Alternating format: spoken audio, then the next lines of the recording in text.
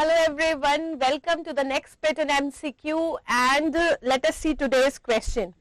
So question says, which of the following statements regarding the disease process shown in the figure is false?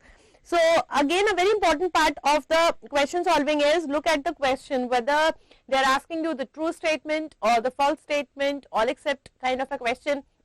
So they are asking you the false statement. Now, what is the disease process? Can you look at the picture? This is actually your clear-cut case. Can you see this kind of keratopathy? So, this is your BSK. This is your BSK. What is BSK? That means it is band-shaped keratopathy. It is a band-shaped keratopathy. Now, this band-shaped keratopathy, can you see a band kind of a structure is formed? It always starts from the limbal areas and then it is moving towards the center, ultimately forming a bend in the center of the cornea. This is your bend-shaped keratopathy. Now, with respect to this, let us see what is true and what is false. Now, first statement is the deposits of calcium hydroxyapatite are there and they are found mainly in the Bowman's membrane. So, this seems to be a true statement. In cases of band-shaped keratopathy, basically we have calcium deposition in the B for band-shaped keratopathy, B for Bowman's membrane mein we have got the calcium deposition also in a certain superficial part of the stroma. We have got this calcium deposition. What calcium? It is hydroxyapatite. So, this is a true statement. Then statement number B is this patient may have deposition in of the copper in the liver, kidney and brain. So, this is a false statement. First of all, it is not the copper deposition. It is the calcium deposition. So, even the first half is false. What to talk about the second half? So, if this part is false, the whole of the statement becomes false. So, what is this actually? The copper deposition in the liver, kidney and brain.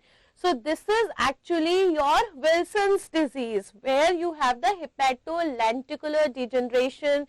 You have got the inborn error of copper metabolism which is related with the low levels of ceruloplasmin, and there you have deposition of the copper in the liver, kidney and brain. And what is the most common ocular manifestation? That there you have got the typical KF ring. You have got Kayser-Fleischer ring that you see, and it is reversible on treatment, a very important thing.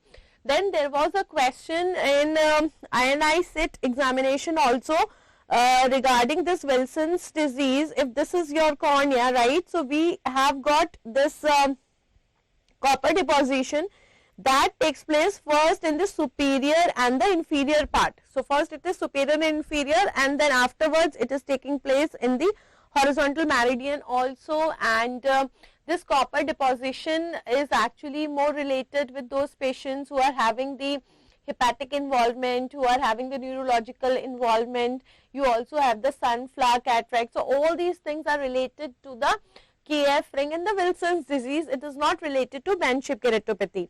Then looking towards the statement number 3, patients with this disease may be on long-term topical steroids. So, again this is a true statement. Why?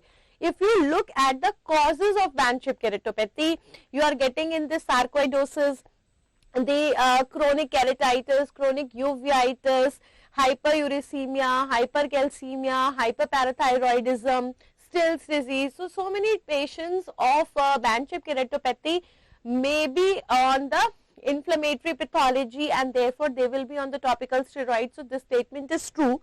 Look at the statement number D. This disease may be associated with chronic mercurial exposure. So, this statement is again true because band-shaped keratopathy may be related to the mercurial exposure also. It may be related to certain diseases, even it is related with the mercury exposure. So, of all the statements, which statement is false? So, what should be your answer? Therefore, answer to this question is that this patient will have the deposition of copper in the liver, kidneys and brain. This is not the correct statement with relation to band shaped keratopathy. So I think this question becomes very, very clear. Again, a very important question where more of the theory is assessed on the basis of just an image, and this is the latest pattern of clinical questions which are expected in your examination. Thank you and happy ophthalmology.